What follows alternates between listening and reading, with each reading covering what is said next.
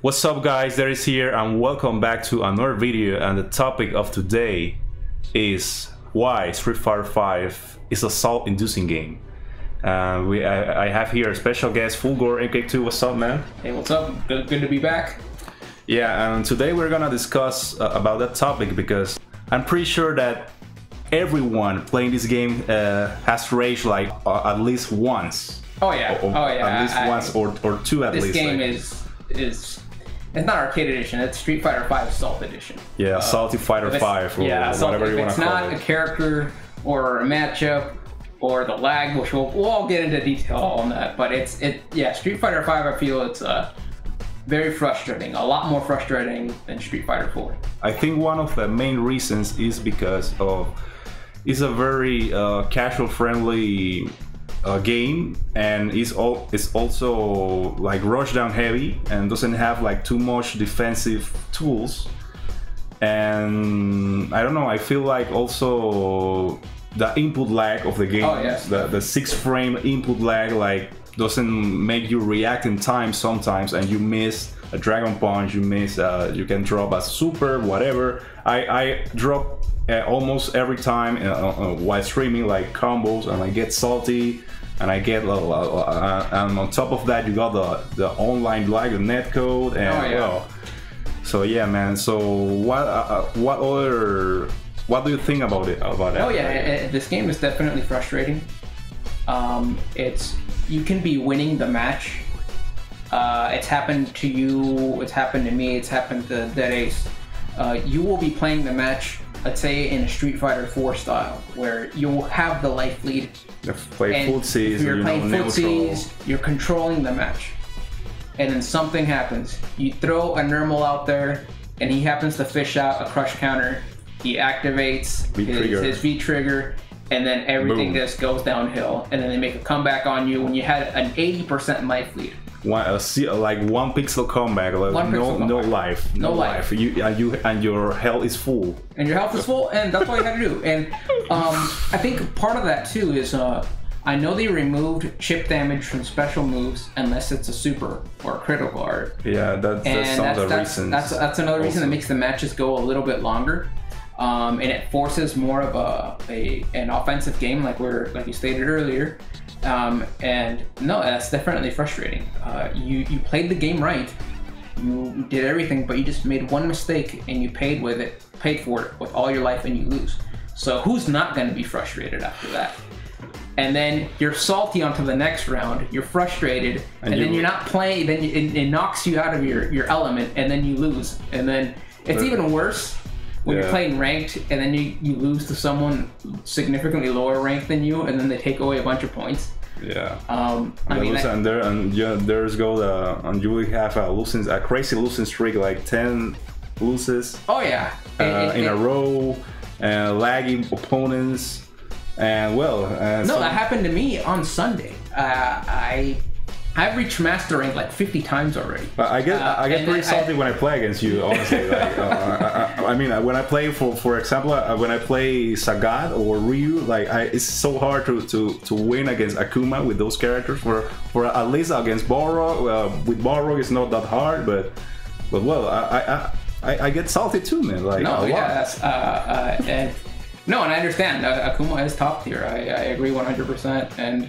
Especially when you're using someone like Ryu, which used to be a very good character in Season 1, and they just nerfed him to hell. Yeah. That's very frustrating. I feel sorry for Ryu players out there. Yeah. But no, it's just the game is very, like, I was master rank. I was about to get to 31,000 points. And on Sunday, then I just got a slew of diamond players. Oh my god. And then every time I would lose, they would take like 100-something points away from me. Yeah. The next thing I know, I lost 1,000 points and I'm back to Ultra Diamond, and that's frustrating because I want to try to keep leveling up. Yeah. And there's just like, the game is like that. You just have to accept it. And you will have losing streaks, like that I said, like a 10 losing streak. Yeah, sometimes I don't even run back to diamond players. Like, it's too frustrating. But then there's the pride issue. For me, it's the pride issue. So I'm like, I know I can beat this player because this guy just won because I was playing on autopilot, or because I dropped a combo because of input lag, and then I'll run it back, and then guess what? I'm angry. Yeah. And then I lose, so I lose instead of 100 and something points, I lose 200 and something total. So I think the best decision is to don't run back. Don't run back. You're salty. Or try to breathe, or don't let your emotions to take over you and then run back. But well, another thing is that sometimes the first match is running fine, you know? Oh, yeah. The second match will start a lag. Oh, yeah. The lag starts like, out of nowhere. Yeah, I don't know if these people are lag switching, but the net code is just, there's so many variables, and it's and lag. Yeah, lag is so frustrating. The net code. If I'm playing offline, I can do dragon punches. More or less, I can connect them. Sometimes I'll take a jump in. Because of the input lag of the actual game itself. But online, I just feel like I'm underwater, and I feel like I'll do the reaction, and then all of a sudden I just get Akuma's crouching medium punch, and then I just take a jump and combo, and Akuma is fragile when it comes to health, and the next thing I know, I lose 25% of my health to a nice jumping. So, and that's very frustrating. I don't know why. I think Capcom should definitely address the issue of the input lag. Yeah. The last tournament that happened, SoCal Regionals, you could actually tell when Bonchan was fighting up against Chris Tartarian, where he got some clean jump-ins on Bonchan, and he wasn't throwing a tiger shot. Chris Tartarian jumped in, and you could tell Bonchan was doing a tiger uppercut, and I don't know. I'm guessing it's more likely it was the input lag, and then he just took a clean jump. He drove the tiger uppercuts. The tiger uppercuts, and we know Bonchan's the most famous Sagat player, and we know he has great execution. So you can see it's an issue that affects not just online but also offline of the input lag. It's even worse online because you have the net code lag, and you have the input lag of the actual game itself. Yeah, they did make it a little bit better. But it's still nowhere near as Ultra Street Fighter 4 was, which, if I remember correctly, Ultra Street Fighter 4 has around 4.2 frames of input lag. I don't know, you guys can blow me up in the comments and tell me the exact amount. They need to fix that, especially since I know Tekken had the input lag problem, and then there was an update done to the Unreal Engine, if I remember correctly, and they were able to fix that. So I think Capcom definitely for Season 4 should look into that and definitely fix it, because that would definitely alleviate a lot of frustration in this game when it comes to dropping combos or missing anti-airs or blocking an overhead. I mean, just something simple as blocking an overhead. You know it's coming. You know it's coming. Like Vega is walking up to you because he has fast walk speed, and you know you're crouching because you're afraid he's gonna throw a slide. Yeah. And then you know that he's walking up, and you know, all right, here comes the overhead. And then you get hit by the overhead, you just can't block it. Also, when you jump command grabs, like every time, for example, a Navigate player, you know he's gonna command grab, and I hit jump, like I hit up on my stick, and he's still command grabbing. Oh yeah, the input lag is crazy, man. And the one of the reasons of this game being SALT inducing is because also, as we said, the lag. The net code itself, because sometimes I heard that the input lag is so unstable when playing online. Sometimes it'll vary. 8 frames is variable. Like it goes from 8 frames to 6 frames to, and it's like unstable and unstable. It depends on if they say it's worse on PS4. Yeah. I play on PC. But yeah, that's what the articles that we've read online have said, that it's usually worse of PS4. But no, it's definitely an issue that Capcom needs to address, and we hope they address it. I think another reason why this game is so salty is just it's volatile. I mean, we see, and not to take away, it's just, you can die so fast. This game is like, the comeback potential of this game is crazy. It's so easy. It's not forgiving. Yeah. The combos are easier. The execution in this game is a lot easier compared to Street Fighter 4. There's no 1-frame links, and the combos are short. There's no FADC combos, so combo extenders, and it's the game overall. The game is simpler. It feels like, but at the same time, it feels like you're in the. It's not that extreme, but it feels like you're playing sometimes Street Fighter 2. You know, in Street Fighter 2, you could take there's touch of death. Everybody has a touch of death combo in that game. Yeah, like and you take a cross up, you get dizzy, then they do another combo and you're KO. That's it. Yeah. And sometimes that feels like that. Not that extreme, but it feels that way, and that's definitely frustrating. Yeah, man. Like, and yeah, and I think that's one of the main reasons, the input lag, and also, well, the balance of the characters. Oh yes, the balance. Like, so I feel like the game is very unbalanced because one of the main reasons is because everyone in the tournaments are playing or either Kami, Akuma, or Ibuki, Guile. Those are the top tier everyone uses in tournaments. The tournaments are so full of these characters. Like, no, I mean, yeah, it's true. I mean, I think one of the Asian tournaments, I think the Hong Kong or the Chinese Esports Fest, I can't remember the tournament, but there was like 6 Kamis or something in top 32. It was That's crazy, man. And no, I definitely, they definitely should be balanced. I think Akuma should be probably nerf some damage on him or something. We could get that's a topic for another video regarding the top tiers. But yeah, the balance is definitely annoying, especially from season 2 to season 3. Yeah, they nerf Laura, they nerf Balrog, they nerf Abigail. Abigail's still top tier, I think. Yeah, he's still top. He's definitely top 10. Yeah. But they're still other characters that. One character that seems to be flying, they never nerf it, or they try to nerf her, but then they give her as Kami. Yeah. They supposedly nerfed her from season 1 to season 2. They made some adjustments on her hitboxes, and then they gave her an air throw. She didn't need it, but they did. Hey, and also give it to her. An additional move in V trigger, like the additional move in the V trigger that happened in season 3.5 from 3.0. Yeah, 3.0. And bam, we got Street Fighter 5 Kami edition. Yeah, but she's nerfed apparently. Yeah. So I mean, like, yeah, I know.